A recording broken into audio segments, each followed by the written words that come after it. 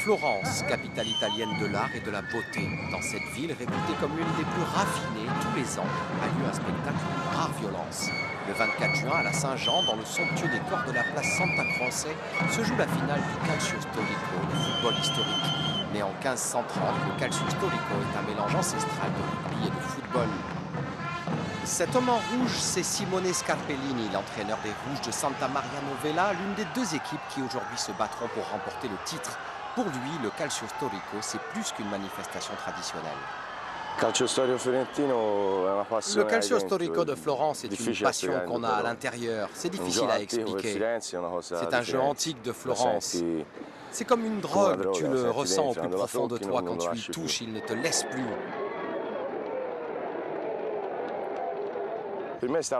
Pour moi, c'est la plus forte émotion que j'ai éprouvée dans ma vie. Et pas seulement pour moi, je pense aussi pour tous ceux qui vont descendre dans la place, sur le sable. Sur le sable, il y aura les 54 calcianti, les joueurs répartis en deux équipes, rouges et bleues. Chacune d'elles représente un quartier de la ville. Chez les rouges, être un joueur, ça mérite d'être gravé dans la chair. Cela ne fait aucun doute pour Paolo.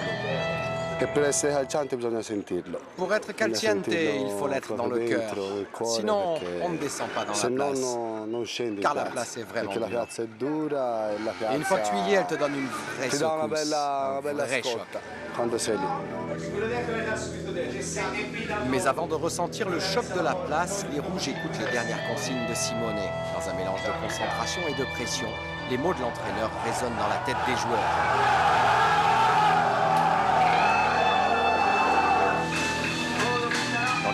On s'habille avec le pantalon Renaissance en souvenir du premier match de 1530. Les joueurs sont enfin prêts pour rentrer dans l'arène. Les rouges du quartier de Santa Maria Novella affrontent les bleus du quartier de Santa Croce devant 5000 spectateurs. Ces deux équipes ont gagné leur match de qualification contre les deux autres quartiers de la ville. La confrontation se déroule en 50 minutes sans interruption et presque tout y est permis. Pour les 54 athlètes, le début de la partie est exclusivement physique. Il s'agit d'affaiblir l'équipe adverse par tous les moyens. Aucun remplacement n'étant consenti, si un joueur sort sur blessure, les adversaires sont en supériorité numérique. 6 arbitres, armés seulement d'un chapeau à plumes, essaient de calmer les esprits. Et au Calcio Storico, seuls les coups par derrière sont sanctionnés par des expulsions.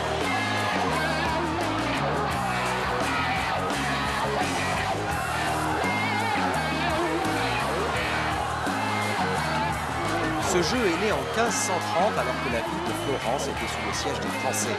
Affamés et fatigués, les Florentins décidèrent tout simplement de jouer au ballon. C'était une démonstration de force et de courage. Aujourd'hui, leur esprit n'a pas changé.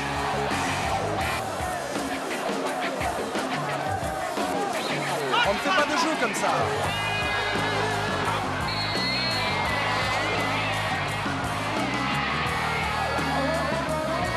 Pour marquer les buts, appelés ici les calce, il faut faire entrer la balle dans un filet d'une hauteur d'1 mètre de la largeur du terrain.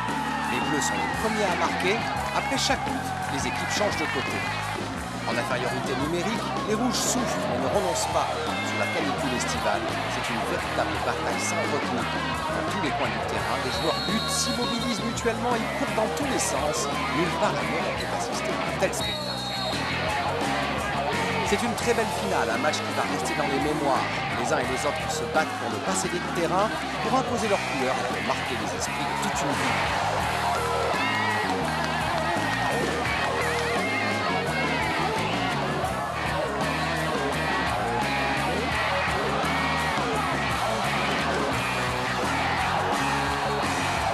Avant eux, des personnages célèbres ont foulé la même place. Plusieurs membres de la famille Médicis et même 3 Florentins devenus papes, Clémente VII, Léone XI et Urbano VIII.